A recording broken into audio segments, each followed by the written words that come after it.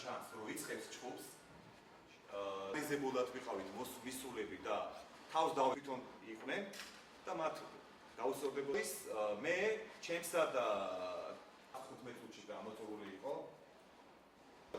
ჩვენება ხო მივეცეთ გიორგი ბარანიკოვს. აჭარის პროკურატურას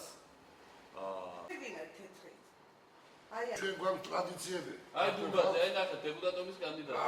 აგერით ხლა. 7 ივნისს აი ზუსტად ამ ინციდენტით საზოგადოებამ დაინახა ნაცვალ-მოძრაობის სახე, კიდევ ერთხელ თვითონ შეახსენეს საზოგადოებას თავიანთი პოლიტიკა, ეს რომ ყოფილიყო რაიმე ვინმეს მხრიდან ორგანიზებული და ეს რომ ყოფილიყო სპეციალურად დაგეგმილი დაუშვათ თავდასხმა, ჩვენ არ მივიდოდით ორნი და მივიდოდით გარკვეული ჯგუფთან ერთად.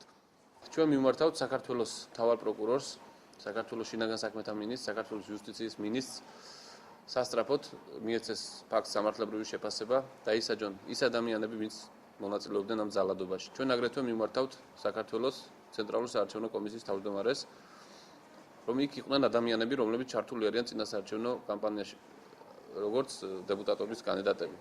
მოეხსნათ მათ ეს უფლებამოსილება. სასამართლო არის ერთადერთი უფლებამოსილი, რომ დაადგინოს და დადასტურებულად ჩათვალოს, არის თუ არა კანდიდატის მიერ რაიმე კანონი დარღვეული და თუ ფაქტი დარღვევის შესახებ დადასტურდა სასამართლოს მიერ, მხოლოდ სასამართლო არის უფლებამოსილი მოხსნას ის რეგისტრაციით.